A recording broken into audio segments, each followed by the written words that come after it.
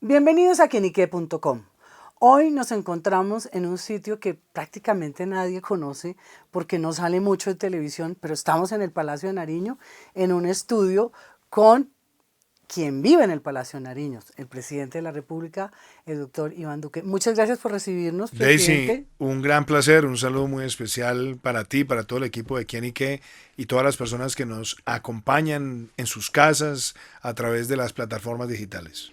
Bueno, yo quiero, antes de arrancar con la entrevista, que me cuente qué es esto tan bonito, dónde Bueno, estamos. yo debo primero decir que esto es una obra de Carlos Cortés, el jefe de prensa de la Casa de Nariño, que desde hace varios meses tenía este proyecto, desde cuando nosotros llegamos a la Casa de Nariño, para poder tener un espacio donde emitiéramos, donde nos conectáramos con las emisoras de Colombia, pero también donde desarrolláramos un proyecto de una emisora virtual para que los funcionarios del gobierno, los ministros, el presidente, pudieran tener ese contacto permanente con la ciudadanía y a través de una plataforma poder contar cómo se van ejecutando las distintas tareas de gobierno.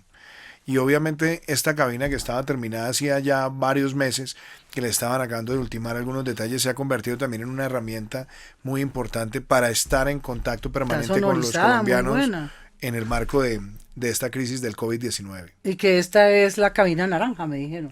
Que es Pues yo no economía sé, naranja. pues al final del día todo lo que es producir radio, televisión, por supuesto que hace parte también de esa economía naranja, pero yo lo veo es como una gran herramienta de trabajo y me parece que en el mundo en el que estamos hoy la democracia debe ser cada vez más directa y creo que este va a ser un espacio donde los ministros, donde obviamente mi persona, pero también otros invitados puedan conectarse con el país y hablar de las tareas que estamos cumpliendo en los distintos territorios de Colombia. Muy bien, ya lo saben, aquí habrá radio en línea desde la Casa de Nariño. Eso de verdad es una buena noticia porque estaremos mucho más conectados.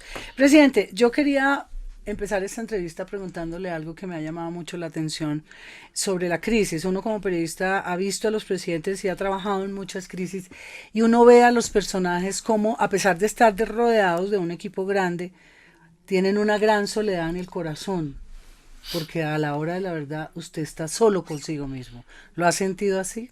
Yo siempre he creído que este tipo de responsabilidades traen muchas soledades, pero yo voy a decirlo también, Daisy, me ha fortalecido mucho el respaldo de María Juliana y de los niños también en todo este tiempo, porque nos hemos como familia arropado mucho y me he sentido también acompañado y me he sentido muy acompañado del equipo de gobierno. Nosotros hemos tenido días muy largos, muchísimas preguntas que hacernos, responder y resolver temas en cuestión de horas, pero yo creo que ahí ha primado mucho ese sentido de responsabilidad. O sea, sí se siente Eh, solo en el fondo. pues que yo creo que uno en estas cosas al final del día, cuando uno ha trasegado un día de muchas decisiones, uno siempre se encuentra en el yo con yo. Y justamente en ese yo con yo, debo decirlo, me he refugiado, como siempre lo hago mucho en la oración. Yo soy una persona de fe, orgullosamente de fe, pero también he podido de alguna manera reflexionar sobre cosas que me han pasado en la vida y que hoy son relevantes para mí. Particularmente mi padre, que en paz descanse, y mi mamá, siempre nos educaron con una frase y es, ante las adversidades uno nunca se puede quejar. Uno en las adversidades lo que tiene es que agradecerlas porque se nos presentan en la vida por alguna razón. Y yo siempre trato de sacar esa fuerza interior donde por grande que sea el desafío, nosotros digamos, nuestro verdadero propósito aquí es que el país salga adelante, que el país salga bien. No es un tema fácil, no es fácil para el mundo, no es fácil para los países más ricos, menos para nosotros, pero yo creo que aquí es donde tiene que salir a relucir la berraquera nuestra como país y como presidente. Cuando pienso en todas esas lecciones de la vida, digo, aquí estamos, es para entregarnos completamente para que Colombia logre pasar esta situación exitosamente. Usted acaba de mencionar cuatro personas que son fundamentales en su vida, que son su esposa María Juliana y sus tres niños, Luciana, Matías y Eloísa. ¿Cómo en la distancia puede estar con ellos y cómo sentir la fuerza que ellos le dan para seguir adelante? Bueno, nosotros duramos viviendo más de un año en nuestra casa y nosotros hace ya casi 6 meses estamos acá. Entonces, los niños pues no están yendo al colegio, por supuesto. María Juliana también está en muchas tareas, pero hemos logrado sacar espacios, así sean cortos, pero espacios donde estamos todos. Y los niños siempre tienen formas pues muy prácticas y a veces muy divertidas de sortear las cosas más complejas. Como por ejemplo, Pues yo lo veo con Luciana, por ejemplo, que es Luciana es la mayor, la menor. la mayor, es la más aguda en sus análisis. ¿Qué edad tiene? Ella tiene 13 años Mm. y es muy consciente de todo, entonces las preguntas que hace sobre problemas que pueda tener la gente a mí me iluminan mucho. Matías es, tiene también esas chispas, a él le encanta el deporte, pero por ejemplo en las conversaciones con él un día se me sentó y me dijo, papá, yo quiero hacerte tres preguntas. ¿Por qué, si está pasando esto, no hay una gran reunión de todos los presidentes para coordinar? ¿Cómo así que todos están peleando por ventiladores? ¿Por qué no buscan maneras donde todos puedan distribuirlos en el mundo? Wow. Y me ha llamado mucho la atención. Y Eloísa, la más chiquita, que es quizá la más parecida a mí en personalidad, ella que tiene un corazón muy social. Ella, por ejemplo, todos los días me pregunta que cómo se pueden salvar las vidas de los abuelitos y ella misma con sus compañeras se pregunta y les pregunta en sus clases o les dice que es muy importante quedarse en casa. O sea, cada uno de ellos sacando facetas Luciana, de esa. ¿qué dice? Porque me dice que pregunta agudo. Ella ¿Cómo ella es muy aguda y ella, por ejemplo, tiene cosas que a mí me han impactado, ¿no? Ella dice, mire, esta crisis del coronavirus nos está haciendo valorar muchas cosas que antes tomábamos por dadas. Y ella lo ve, por ejemplo, cuando se conecta virtualmente con sus abuelos. Dice, ustedes no se han dado cuenta como que uno hoy valora más los ratos que teníamos con los abuelos, los abrazos, la forma en la que compartíamos. Ella, por ejemplo, se ha hecho preguntas bien bonitas. Dice, por ejemplo, fotos que han salido de Cartagena cuando se ve la bahía y se ven algunos animales. Y ella dice, si se dan cuenta que eso también nos está haciendo reflexionar sobre la naturaleza. Y yo creo que todas esas son reflexiones muy profundas porque yo también les digo a ellos, Daisy, que la Madre Tierra nos está hablando. Sí. Y yo creo que todos debemos ser muy conscientes en este momento que este no es un tema para volver a la normalidad, sino que volvamos mejores. Esto tiene que ayudarnos a todos a ser mejores como sociedad, mejores como familia, mejores como individuos. Y eso también tiene que ver con que esta crisis golpea el egoísmo, golpea la viveza, golpea la codicia, pero es una crisis que se logra atenuar con colaboración, con solidaridad, con generosidad, con conciencia colectiva. Y yo lo veo así. Escuchándolo, tengo la sensación del arca de Noé. Y como que usted ha ido construyendo un arca y metiéndonos a todos ahí, incluso contra nuestra voluntad. ¿No se siente un poco así, como protegiéndonos? Pues era una decisión, las decisiones han sido duras, Daisy. Y yo creo que yo soy ante todo una persona que creo profundamente en las libertades. Y el hecho de tomar decisiones como cerrar fronteras, tomar decisiones como cerrar el tráfico aéreo, tomar decisiones como no bares, no discotecas, tomar decisiones, no más eventos, tomar decisiones como que los mayores de 70 años tengan que estar en sus casas por un periodo tan largo, niños no están en colegio, jóvenes no están en universidades, y después una cuarentena nacional. Pero yo voy a decir algo, y eso lo quiero valorar, no es solamente la decisión, es también el sentido de conciencia colectiva que yo lo quiero reivindicar hoy, porque este es un país que por primera vez en 200 años enfrentar un confinamiento de esta naturaleza y hacerlo con esa gran conciencia muestra también que como país también tenemos muchas cosas positivas que aplaudir. En líneas generales el país ha cumplido el aislamiento preventivo obligatorio, pues no faltarán quienes quieren siempre con viveza tratar de hacerse trampa a sí mismos, porque esto lo que está en juego es la vida de nosotros mismos y nuestros seres queridos. Pero yo creo que Colombia como país ha respondido bien y yo tengo esa gran ilusión que así como hoy estamos unidos para enfrentar la pandemia y sabemos que hay muchas cosas que son complejas y que nos falta resolver, yo sufro cada vez que veo una familia que de pronto no tiene la posibilidad de comer, a ver cómo llegamos y cómo nos extendemos en el territorio, pero yo creo que en general como sociedad estamos sacando lo mejor de nosotros y eso también creo que nos va a quedar a todos como un gran recuerdo. Yo lo pienso de la siguiente manera, Daisy. A mí me gusta mucho la historia. Fue un periodo, pues, no muy largo, pero fue un periodo que en su momento estremeció a Colombia, que fue la triste guerra con el Perú en el siglo XX, donde muchas familias todavía recuerdan que llegaban las señoras y se reunían y ponían sus joyas y todo el mundo ponía algo para la defensa en ese momento del país. O uno ve los recuerdos también de cómo se enfrentó la crisis del 29 o inclusive cómo se enfrentó la fiebre española en Colombia hace 100 años. Y siempre quedan recuerdos que quedan consignados en los análisis de los historiadores. Pero si a mí me preguntan, esta es la crisis más grande que hemos tenido quizás en nuestra historia reciente. Y del mundo, ¿no? Y del mundo. Y muy seguramente en unos años nos preguntarán nuestros nietos o nuestros hijos, ¿y cómo fue esa época? Y yo lo que siempre tengo como ilusión es que cuando se escriba esta historia, se diga que fue un momento en el que Colombia se unió y se diga también que fue un momento donde sacamos a relucir lo mejor de los colombianos. Yo quiero que ese sea el recuerdo que quede para la historia. Y como lo digo, aquí no se trata de que haya ni protagonismos, ni vanidades, ni egoísmos, ni triunfos individuales.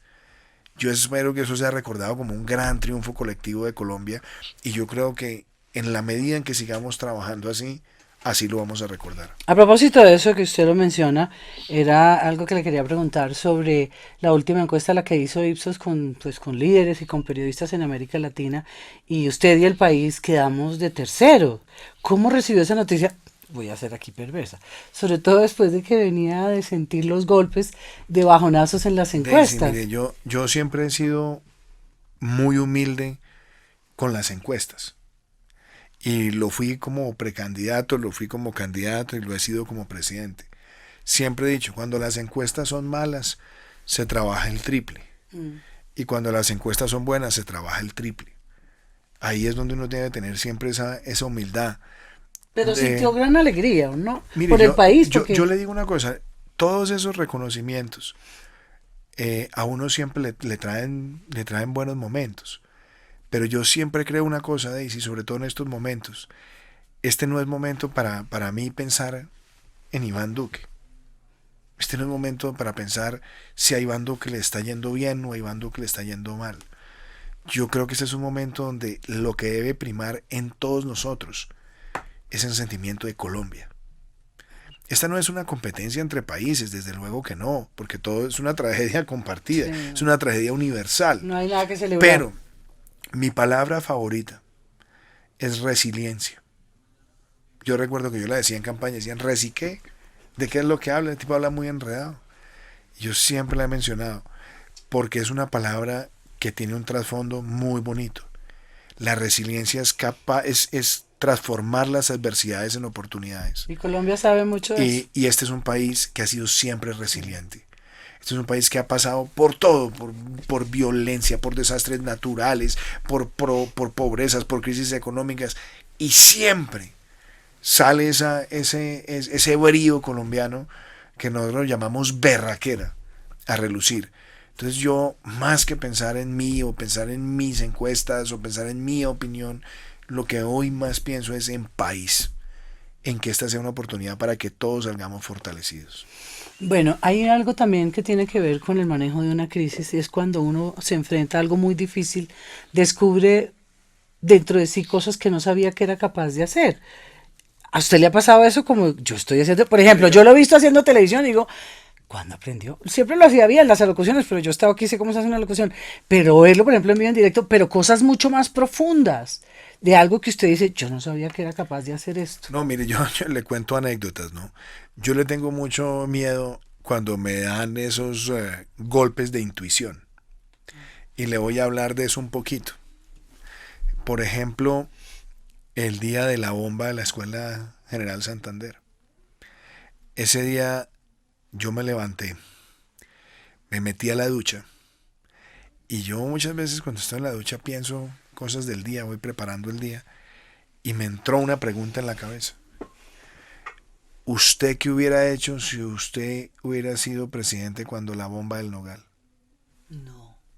Y yo me quedé con eso en la cabeza, me monté al carro, llegué al aeropuerto a Catam, salíamos de ahí para Quibdó, me acompañaba un periodista que venía de Estados Unidos, me monté en el avión y yo cogí una hoja de papel y me seguía la cabeza haciendo la pregunta, entonces dije, visitar el lugar de los hechos, hacer la revisión de toda la información, una cosa rarísima, y lo escribí en un papel, el papel lo guardé. Lo que usted hubiera hecho, no lo que no hicieron. No, lo que yo hubiera hecho, Sí. lo que yo hubiera hecho. Qué impresión. Y cuando aterrizamos me dicen, bomba, No. en la Escuela General Santander. Y le voy a contar una cosa. El año pasado, el expresidente Andrés Pastrana, a quien yo le tengo mucho aprecio, me dijo que él iba a traer un grupo de ex jefes de Estado, gente muy, muy prestigiosa, que venía a un encuentro del grupo internacional que él dirige. Y entonces yo le dije... El grupo de Roma, ¿no es? Eso creo que es el grupo del IDEA, creo que el se de Roma llama. creo que era el del papá. Y algunos fueron colegas con el presidente Misael Pastrana. Y entonces yo le dije, mire, me gustaría más bien ofrecerles a ellos una recepción y hablar con ellos. Y en ese grupo estaba Gro Harlem Brundtland, que había sido primer ministra de Noruega, muy cercana al tema ambiental y que fue directora de la Organización Mundial de la Salud. Y entonces hubo un espacio de conversación con ella y ella me habló que estaba trabajando con un grupo de preparación de un gran reporte para la Organización Mundial de la Salud sobre riesgos en los sistemas de salud mundiales. Me dijo que ese reporte saldría a finales del mes de septiembre. A finales del mes de septiembre salió el reporte. Y el reporte se llama Un mundo en peligro. Y hay un capítulo donde se hablaba de la probabilidad de que existiera una gran pandemia respiratoria en el mundo. ¿Y es público ese documento? Claro, es público. Pero lo que ellos planteaban en el documento era que de cara al año 2020, este año, en septiembre, ese grupo de jefes de Estado pudiera discutir escenarios y preparación ante una pandemia. Es decir, se estaban anticipando con miras a que en el año 2020 tuviéramos un trabajo. A mí me marcó el reporte. Lo leí, muy interesante. Y en diciembre, yo estaba con María Juliana y con los niños en Cartagena, pasando el fin de año. Yo normalmente duermo muy poco, entonces todos se van a dormir y yo me quedo a veces, como dijo yo, leyendo, mirando, contestando mensajes o lo que sea. Y me puse a pasar canales y me encontré con un canal donde estaban hablando del tema del coronavirus en China. Finales del año. El 2 de enero llamé al ministro encargado, Iván González, y le dije, Iván, hay que mirar este tema. Yo quiero entender qué es lo que está pasando allá. Y desde enero empezamos nosotros a hablar con la Organización Mundial de la Salud sobre el tema. Y a finales del mes de enero, comienzos de febrero, me empezaron a pasar un reporte diario sobre cómo estaba la evolución del coronavirus. Decretamos además a finales de enero sacamos adelante unos protocolos de bioseguridad. Empezamos a preparar a Colombia para que Colombia tuviera con su grupo de epidemiólogos de campo la probabilidad de hacer pruebas en territorio colombiano. Ya cuando empezamos a ver que el virus llegaba a Europa, empezamos ya nosotros a cambiar los sistemas de alerta, empezamos nosotros a mirar preguntas en aeropuertos, empezamos a introducir chequeos migratorios, después controles de temperatura. Es decir, fueron muchas cosas como que corazonadas que íbamos nosotros viendo con esto. Y yo debo decir que esas son, espero, cosas de Dios, porque me fueron generando muchas alertas. Tanto así que cuando llega el ministro Fernando Ruiz, primero cuando lo designo y después cuando Fernando se posesiona, ya para ese momento habíamos hecho 2 o 3 puestos de mando unificado de monitoreo de coronavirus. Y eso es lo que cuando llega Fernando, que Fernando se posesiona el día del primer caso, nosotros tuvimos la capacidad de, en cuestión de días, ir tomando muchas decisiones y decisiones rápidas para enfrentar esto. Entonces ahí le doy a usted 2 de esas corazonadas que uno va descubriendo, y como esas me suele pasar en muchos temas. Qué bueno. ¿Y tiene alguna corazonada sobre el futuro? ¿Ha sentido algo? Sí, sí la he sentido, y quiere que le diga una cosa, yo tengo un palpitar grande, y es que Colombia va a seguir fortalecida de esto. Eso no quiere decir que no haya sufrimiento, ¿eh? Porque esto ha cobrado vidas y va a cobrar más vidas. Que nuestro reto es minimizar esas muertes, evitar que el virus se propague de manera exponencial, proteger el sistema de salud. Pero hoy tengo la sensación y la corazonada de que Colombia de esto va a seguir fortalecida. Fortalecida como nación, pero también cuando veo que el mundo hoy mira muchas medidas que se han tomado en Colombia, pues veo eso también como una oportunidad para nuestro país. No lo veo en el plano personal, no lo veo en el plano de mis decisiones, lo veo en el plano de cómo se ve Colombia. Usted me decía la encuesta de Ipsos, yo no la miro como Iván Duque. Yo miro es como que se están reconociendo trabajos que se están haciendo en Colombia. Entonces, yo espero que, y cuando yo veo, por ejemplo, que el Estado, el sector privado, las universidades se unen para hacer prototipos de respiradores, Sí. pues también uno dice, de pronto esta puede ser otra gran oportunidad para nosotros, ver cómo se están reconvertiendo también industrias para producir cosas, ver a nuestros emprendedores.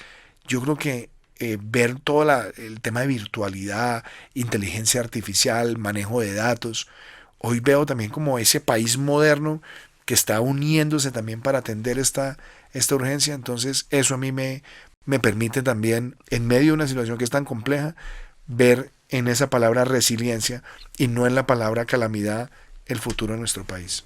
Bueno, tal vez lo que nos está pasando o nos vaya a pasar es lo que sacó el New York Times, una sección nueva que se llama The America We Need.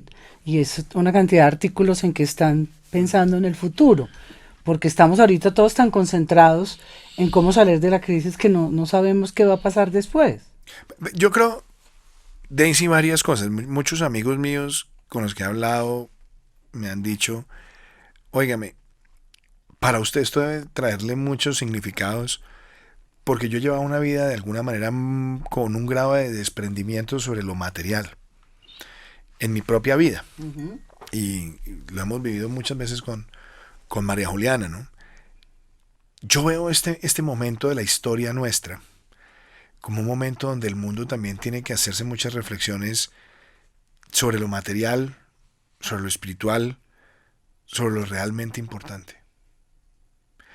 Y yo creo que cuando extrañamos las conversaciones en familia y hoy las valoramos tanto, nos estamos dando cuenta que hay cosas que a veces dábamos por ciertas, ya no son tan ciertas, o sencillamente las valoramos más. La naturaleza, la lectura en familia, la virtualidad, muchas cosas que hoy estamos valorando más que nunca. Y yo se lo comparaba a muchos amigos, y a usted le tocó siendo jefa de prensa de la Casa de Nariño, el apagón, que fue un momento también muy duro para Colombia, que lo sortió el presidente Gaviria en su momento, también me imagino que con muchas presiones, pero lo sortió. También terminó siendo un espacio donde al interior de las familias nos fortalecimos. Y eran espacios que compartíamos. Entonces yo creo que todo lo que hoy estamos viviendo, donde esa Colombia de los nuevos emprendedores virtuales, esa Colombia de la telemedicina, esa Colombia de la teleeducación, esa Colombia de la inteligencia artificial, de la inventiva, de la creatividad, yo creo que se va a acelerar debido a esto. Y yo creo que estamos ante unos cambios que van a ser trascendentales en el mundo. El mundo no va a ser el mismo después de esta pandemia. No, Y yo espero que no lo sea, para bien, es decir, que el mundo realmente sea un mundo distinto para bien. Bueno, hay un tema, yéndonos un poquito hacia la parte práctica de su gobierno. Yo estuve revisando los decretos, obviamente, pues, cuando uno dirige un medio siempre está enterado el minuto, el día. Entonces, hoy colgamos a la 1 de la mañana el decreto de escarcelación. Una de mis periodistas lo cogió, lo subió a la 1 de la mañana y encontré que ha dictado 43 decretos en lo que ha corrido de abril y desde el 17 de marzo cuando decretó la emergencia en marzo social, la emergencia económica y social 70. De esos obviamente hay unos de nombramientos y traslados y eso, pero la mayoría son decretos que tienen que ver con la emergencia. Entonces, ¿cómo se siente con la reacción de los sectores? Porque es impresionante que toma una medida, nosotros que siempre estamos midiendo el pulso de lo que pasa, nos sorprende muchísimo porque automáticamente salen a criticar todo. ¿Cómo siente? Es ¿Cómo normal, recibe? pues Colombia es un país contestatario, Daisy, y este es un país que uno tiene que estar preparado para esto, pero en general, yo creo que más allá de una crítica que venga por aquí, una crítica que venga por allá, se ha configurado un marco normativo en un periodo tan corto y todos pensando en solucionar necesidades de los colombianos. O sea, es que aquí están los giros adicionales para 2.600.000 familias en acción. Ahí está el giro adicional para 1.7 millones de adultos mayores. Ahí está el giro adicional para 276.000 jóvenes en acción. Ahí está por primera vez la devolución del IVA a las familias más vulnerables para 1 millón de familias. Ahí están 3 millones de familias que fueron identificadas para el programa de ingreso solidario. Ahí está el retiro excepcional de cesantías. Ahí está la configuración del COVID-19 como una enfermedad laboral para el sector de la salud. Ahí está que nosotros podamos no hacer contribuciones a pensión durante 2 o 3 meses, ni los empleadores ni los empleados. Ahí están medidas también de protección a sectores que fueron altamente afectados. Ahí está un marco de apoyo de garantías hasta el 90% para las MIPYMES. Ahí tenemos temas de orden público. Ahí están también la configuración y la dotación de emergencia del sector salud. Es decir, ahí hay normas todas pensadas al servicio de los colombianos. Y como lo dije también desde el primer momento, en esto hay que ser humildes. Es decir, humildes me refiero a que nosotros estamos tratando de obrar con la mayor velocidad y con la mayor perfección posible. No se logran las dos necesariamente. El mundo nunca ha estado preparado para enfrentar una pandemia de estas dimensiones, con una crisis económica de estas dimensiones. Pero se trata de acertar, inclusive cuando ha habido temas polémicos, el decreto 538, que es que usted está obligando pues a los médicos a que se expongan y se maten. No, y hay que explicarlo, ¿no? En el artículo 9, esa no es la idea. Lo que nosotros estábamos buscando allí es, de ser necesario, hay que estar en esa línea. ¿Por qué? Porque es lo que nos ha enseñado que ha pasado en el mundo. Entonces, en lugar de esperar a que estemos en un fragor donde estemos en una capacidad copada y demás, es preferible decir desde antes, vea, todos tenemos que estar preparados para esto, pero ni más faltaba que fuera una invitación a que ellos estuvieran desmejorados o invitarlos a la muerte, ni ninguna manera. Y seguramente la redacción hubiera podido ser mejor, sí, seguramente hubiéramos podido ser más finos o de pronto ser mucho más claros, pero en eso también lo he dicho con humildad. En muchas cosas seguramente también nos podemos equivocar. Nosotros originalmente habíamos pensado que con una garantía del 50% podíamos generar la mayor irrigación del crédito y nos dimos cuenta que el apetito por riesgo no daba para el 50%, entonces dijimos vamos al 90%. Y hay que ser humildes, sí. Posiblemente nos equivocamos, pero lo vamos a hacer mejor. ¿Por qué? Sí. Porque es preferible, y yo le escuchaba esta frase a mi padre en la administración pública. En la administración pública, cuando uno se equivoca, hay que corregir rápido.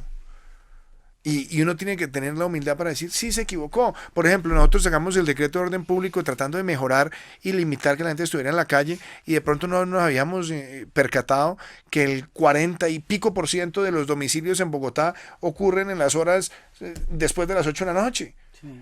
Entonces, todo eso nos tiene que llevar en la capacidad y en la humildad de decir, no, venga, escuchemos, porque aquí también hay que escuchar y corregir cuando uno escucha y se da cuenta que puede hacer las cosas mejores. ¿Por qué? Porque estamos ante un hecho sin precedentes, Daisy.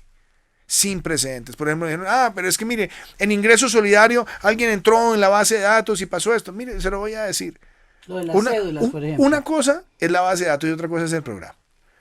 Entonces, en 15 días, óigame esto, logramos con los operadores celulares, con el sistema bancario, identificar a 3 millones de colombianos vulnerables que no estaban en ningún programa social.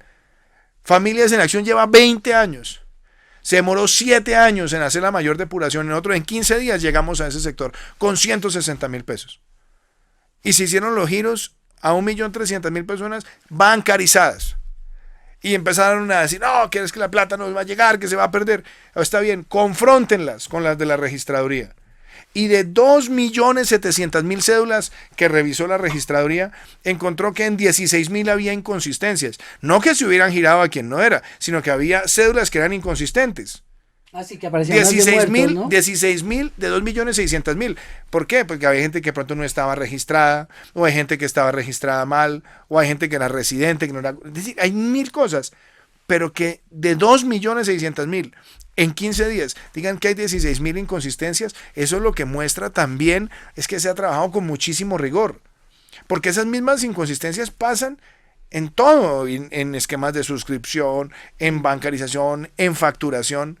Entonces yo creo que eso muestra es que hay una velocidad por responderle al país y tratar de hacerlo siempre con la mayor perfección y precisión posible. Yo había notado algunos de los decretos en los que pues ha habido unas quejas que uno dice serán verdad o no. El 444, que incluye varias medidas para hacerle frente al coronavirus. Desde algunos sectores cayeron rayos y centellas y dijeron, no, lo que pasa es que el gobierno está aprovechando la coyuntura para quitarle recursos a las regiones y pasárselo al sector bancario. Le voy a contar sobre eso. Esa sí que fue una crítica que a mí me parece que tenía más de pronto fundamentos políticos que otra cosa. ¿Por la persona que lo hizo? No, porque no es la persona. Yo en esto, afortunadamente, yo no personalizo mi labor, porque mi labor es al servicio de todos los colombianos, pero sobre eso que hubo una gran pedagogía. Primero, era plata que estaba proyectada más allá del año 2040. Es decir, lo que se hizo fue traer a valor presente flujos que venían después del año 2040, tomarlos prestados y pagarlos con una mejor rentabilidad que la que tienen hoy. Porque hoy esa plata está en bonos de tesorería de otros países manejada a través de bancos.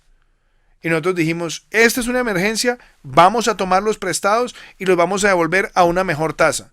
Y fuera de eso, no afectan los flujos que le corresponda a los gobiernos subnacionales de lo que son los desahorros que ellos tenían en este momento, a los cuales tenían derecho. Se explicó. ¿Y qué se logró? Que después de la explicación, los gobernadores, la Federación Nacional de Municipios, entendiera y se expresara. Pero claro, se generó polémica. Porque también hay que decirlo, este es un país donde vive también de polémica en polémica. Porque a mí la gente dice el polémico decreto, el polémico inciso, el polémico los artículo. El país le encanta la palabra.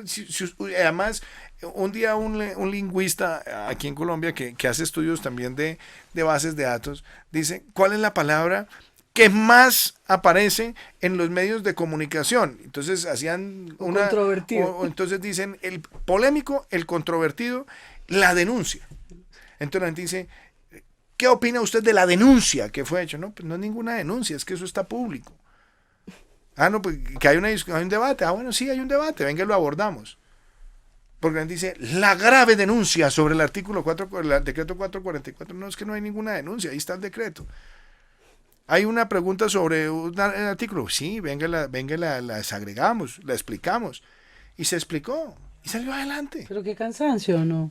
Bueno, pero es así. ¿Sabía que le iba a pasar o no? Usted, mire, yo estuve en el Congreso, yo he trabajado muchos años de mi vida en políticas de desarrollo, con distintos gobiernos, con distintos presidentes de América Latina.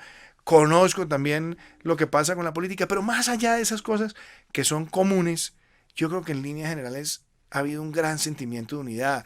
Yo me he sentido apoyado por los gobernadores, me he sentido respaldado por los alcaldes. Estamos todos trabajando en salvar a nuestro país de una circunstancia que afecta al mundo entero. Mire, es que esto esto ha afectado a los países ricos, a los países de ingreso medio, a los países pobres. Esto no es como otras crisis, aquí parece que hubiera golpeado todo, porque normalmente había crisis de precios del petróleo, pero le iba bien a los del turismo. No, aquí les ha ido mal a los del precio del petróleo, le ha ido mal a los países del turismo, le ha ido mal a los países de industria, le ha ido mal a los países que producen materias primas. ¿Por qué? Porque es una crisis global que golpea la salud, la economía, el precio de las materias primas y los mercados. Nunca se había visto una crisis de esta magnitud en el mundo, ni siquiera en el 29. Generalizada. Sí, porque hay otros. Entonces dicen, por ejemplo, Acopi. No, es que como los bancos no nos están prestando, entonces que el gobierno nos gire las platas que van a dar y que van a subsidiar a través de Bancoldex. Sobre eso me pasó. Yo he sido también profesor en una buena parte de mi vida y fui profesor de Hacienda Pública. Y en esta semana me escribía una tía y me decía, pero qué horror, esos señores de los bancos no están entregando toda la plata. Dije, mire, hay que mirar todo con mucha prudencia. Pero es que la queja es generalizada. No, claro, porque es que, ¿qué pasa? Primero, en lo que correspondía al sector financiero, el sector financiero en 2 semanas logró irrigar créditos por 70 billones de pesos. Por 70 billones de pesos, Daisy. Sí, ahí le estoy hablando de personas en los carros, en las tarjetas de crédito, en el crédito hipotecario. Pero normalmente nunca se entrevista al que recibió el crédito, sino normalmente también se escucha al que está quejándose con razón, porque yo también le doy la razón a quienes se están quejando.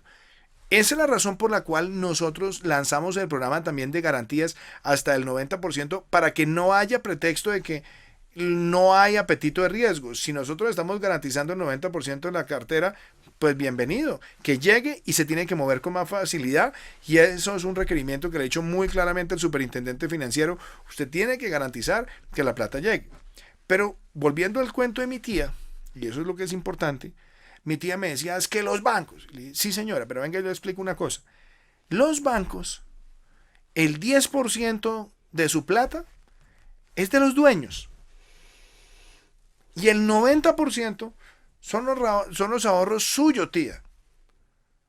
Los ahorros míos, de Daisy, de Gonzalo, de Pedro, de Juan, de Miguel, de todos los colombianos. Entonces, cuando uno le dice a los bancos, salgan a prestar, pues los bancos también en momentos de crisis, ellos le tienen más miedo al riesgo, justamente, pues seguramente hasta algún nivel para proteger a sus dueños, pero en el mayor nivel para proteger los ahorradores. Pero están viéndose como los malos de la película. No, claro, y siempre desafortunadamente... Usted no puede hacer nada para obligarlos. No, entonces, óigame esto, siempre en esta crisis suele pasar eso. Entonces, por eso cuando yo he hecho la pedagogía que he dicho, aquí tenemos que ser claros. Los bancos no tienen hoy un problema de liquidez. El problema que tienen es un problema de apetito de riesgo. Porque en momentos de crisis, a los banqueros no les gusta prestarle al que está en crisis.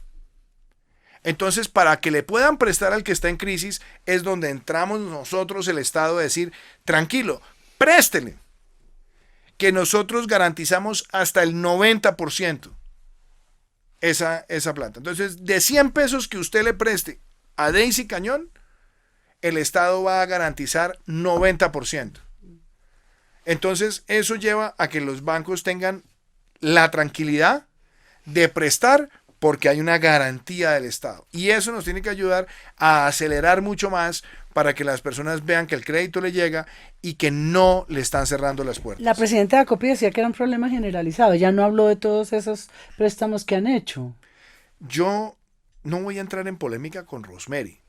La aprecio, entiendo su angustia, entiendo sus preocupaciones, pero tenemos que ser claros. Aquí por primera vez se está haciendo un nivel de garantía hasta el 90% para proteger las nóminas contra el PILA. Eso ayuda. Y fuera de eso también, Daisy, el otro paso que tenemos que dar es la reactivación. Porque el coronavirus no es como también me pasa. A mí me preguntan, óigame, presidente, ¿y cuándo se acaba esta vaina? Antes no le preguntan que cuándo se acaba el coronavirus. Entonces me dicen, ¿cuándo se acaba esta vaina? Y yo, ¿qué es esta vaina? No, ya, el coronavirus y tal. O sea que el 27 ya estamos bien. Y dije, no, vamos a ser claros. El coronavirus va a estar presente por un periodo más largo en el mundo. En el mundo. Es decir, el escenario pesimista, 18 meses mientras aparece una vacuna. El escenario optimista, 6 meses. Y el escenario moderado, 12 meses. Es decir, un año vamos a estar conviviendo con el virus. Entonces nosotros no podemos pretender que el 27 vamos a salir para el estadio, a la misa, a la fiesta de 15, al matrimonio, al picadito de fútbol en la esquina, al asado, al almuerzo de mi mamá, a la reunión con las tías. No, tenemos que ver es cómo recuperamos vida productiva, pero desafortunadamente no vida social. Porque este es un virus que se crece en esa interacción.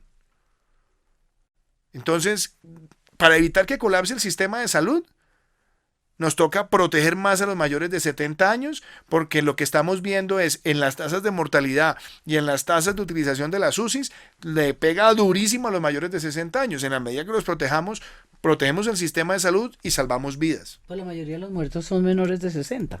No necesariamente, Daisy. De coronavirus. No, no necesariamente. Mire los indicadores mundiales. Claro, en Colombia hemos visto muertos jóvenes, claro que sí. Muchos de ellos con preexistencias. Los que no tienen preexistencias graves, digamos, esto todavía, todo es grave, pero cuando vemos a alguien que no hay una explicación clara, eso ha hecho que el personal médico tenga que investigar mucho más. Pero en líneas generales, la mayor mortalidad sí está en mayores de 60. La mayor mortalidad, cuando usted lo mira por grupo atacado por el virus, en los mayores de 70 es brutal, los mayores de 80 es brutal. Y en quienes tienen más de 60 años y fuera de eso preexistencias, aún peor. Y vemos personas menores de 60, entre 50 y 60 también es un grupo que se ha crecido y se ha crecido con preexistencias. Pero yo hago todo esto porque después del 27 no es que vamos a volver a conciertos, no vamos a volver a grandes interacciones, vamos a seguir limitando nuestras reuniones, vamos a tener que seguir manteniendo distanciamiento social, vamos a tener que seguir manteniendo muchos protocolos y muchos más estrictos en términos de seguridad y bioseguridad. Esa es una realidad. Y al país hay que decir las cosas así como son. Porque esto no es prender y apagar un switch. Y nadie lo ha hecho. Es decir, este proceso de pasar de una cuarentena y después a abrir, nadie lo ha hecho. En esto no hay expertos. Entonces nos toca aprender de las lecciones de otros y también tener la capacidad de monitorear cómo nos estamos comportando. Y lo digo de una forma muy clara. ¿Por qué, Daisy? Porque hoy tenemos más de 1.100 municipios, pero el virus no está en cerca de 1.000 municipios y no queremos que llegue. Entonces vamos a tener que llevar unos sistemas también de alertas en lo regional, vamos a tener que llevar protocolos. Hoy me decía alguien, ¿y los almacenes? Pues si antes en los almacenes cabían 30 personas, ahora de pronto les van a caber 15 y van a tener que entrar 15 a comprar y van a tener que comprar rápido y va a haber otros 15 que van a estar esperando afuera para entrar. Y ya no podemos llegar al mismo almacén 10 personas a medirse la misma blusa, la misma camisa. ¿Por qué no? Por normas de protección de salud. Y entonces a otros les va a tocar llegar a unos almacenes y no manipular los productos, no mirarlos por arriba, por abajo, sino tener mecanismos también de controles. Y las prácticas de desinfección y el uso del tapabocas y las distancias entre el comprador y el vendedor. Y ya no podemos hacer la fila del mercado respirándole en la nuca al que está adelante, sino tomar la distancia del 1,5 metros, los 2 metros. Todo esto va a cambiar muchos hábitos. Y yo creo que hay que seguir insistiendo en mucho más teletrabajo. Y ustedes lo han visto en quién y qué. Pues quién y qué de pronto no se ha visto afectado en su productividad trabajando más personas desde la casa. Y otros seguramente tendrán que estar ahí, en el lugar de trabajo. Pero todas estas cosas están cambiando y vamos a tener que adaptarnos a ello, porque como el virus va a estar por un periodo más largo, no podemos dejar que el virus nos arrebate lo que hemos construido como país. Entonces tenemos que ser mucho más inteligentes en todas nuestras tareas diarias. Y uno de los puntos quizás más neurálgicos es cómo vamos a manejar el transporte masivo. Porque ahí es donde la gente se apeñusca, y nos va a tocar tener distanciamiento, uso del tapabocas, regular también algunos horarios de entrada a ciertas labores. En fin, esa es parte de la reinvención del mundo para que el mundo no salga derrotado del coronavirus. Hay otro polémico y controvertido, es verdad que es una palabra que usamos mucho los periodistas, es el decreto que acaba de dictar anoche tarde sobre las cárceles. Ya están diciendo, yo vi a los abogados penalistas esta mañana diciendo que como así que 5.000, que como así que 7.000, que eso es muy poquito, que la crisis es muy Sí, grave. lo Pero que por pasa... otro lado que usted iba a dictar el decreto porque tiene problemas las cárceles de hacinamiento. No, a ver, problemas de hacinamiento en las cárceles, tristemente este país viene con ese problema desde hace mucho rato y hemos querido enfrentarlo. Es decir, este gobierno va a ser el gobierno que va a hacer una cárcel nueva por primera vez en 10 años. Aquí nosotros encontramos una capacidad de reclusos de 80.000, que deberían ser 80.000 condenados. Pero tenemos 116.000 porque las han llenado de sindicados, que no deberían estar allí porque debería existir capacidad para sindicados a nivel local. Entonces, y fuera de eso, muchas veces nos enfrentamos con el tema de que a uno le dicen los alcaldes, por favor, meta a la cárcel a todos esos bandidos, y cuando uno les dice, pero venga, hagamos una cárcel en el municipio, no, aquí sí no me lo venga a poner. Que esa también es una realidad con la que nos toca vivir. Entonces nosotros estamos tratando de tener una ampliación de capacidades, sí. Llevamos 20 meses en el gobierno, esas no son cosas que pasan de un día para otro. Estábamos con temas modulares, estábamos también haciendo nuevas cárceles, etcétera, reactivando proyectos, y nos encontramos con una pandemia. Y este problema carcelario no es exclusivo de Colombia, este problema lo hemos visto en Argentina, en Perú, en Ecuador, en Chile, en Italia, en Francia, en Alemania, en España, en todos lados, en Estados Unidos, porque claro, si aparecen este tipo de brotes en las cárceles, pues se vuelve un problema.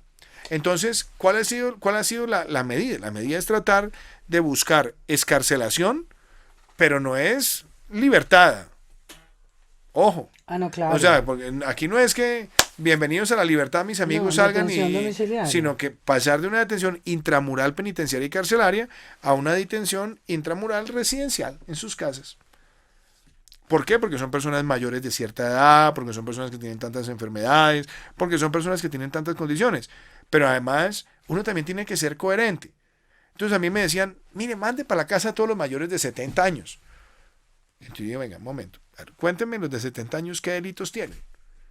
Y nos encontramos con un grupo gigante de mayores de 70 años corrupto, que estaban ahí por violar niños. Ay, no, el garabito. Entonces nosotros, por un lado, siendo implacables con el delito y entonces mandando a las casas a violadores de niños, no me siento en la coherencia de hacer una decisión de esas. Que se van a la casa de los mayores de 70 años, pero también hablemos de ciertas conductas. Porque tener un violador de niños, así tenga 73 años, y tenga tos en las calles pudiendo generarle un daño a otro niño, yo no voy a asumir esa responsabilidad porque yo soy implacable frente a esos comportamientos.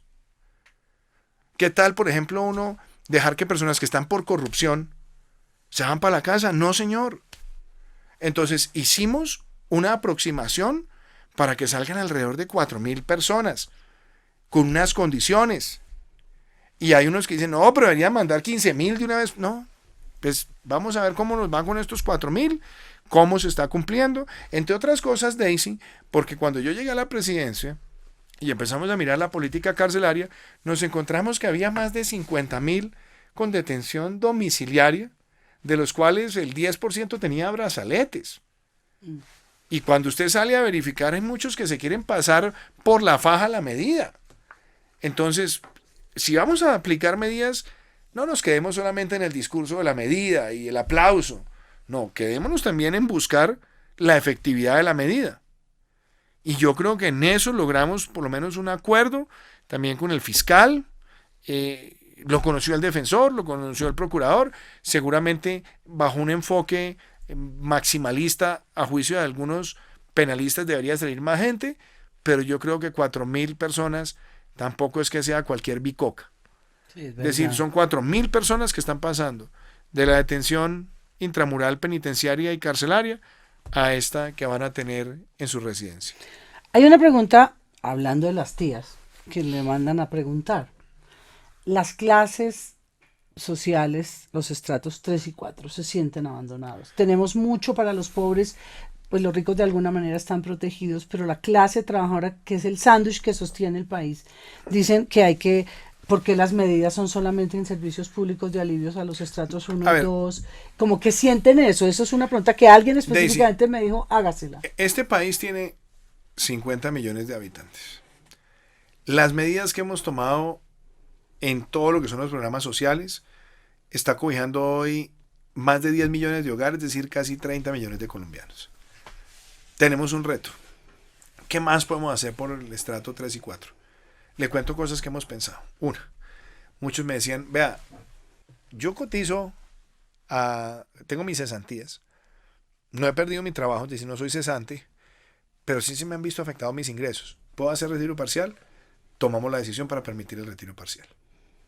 Otros me dijeron, presidente, mire, nosotros no hemos perdido el trabajo, pero nos ayudaría mucho si no pagamos pensión por 2 o 3 meses.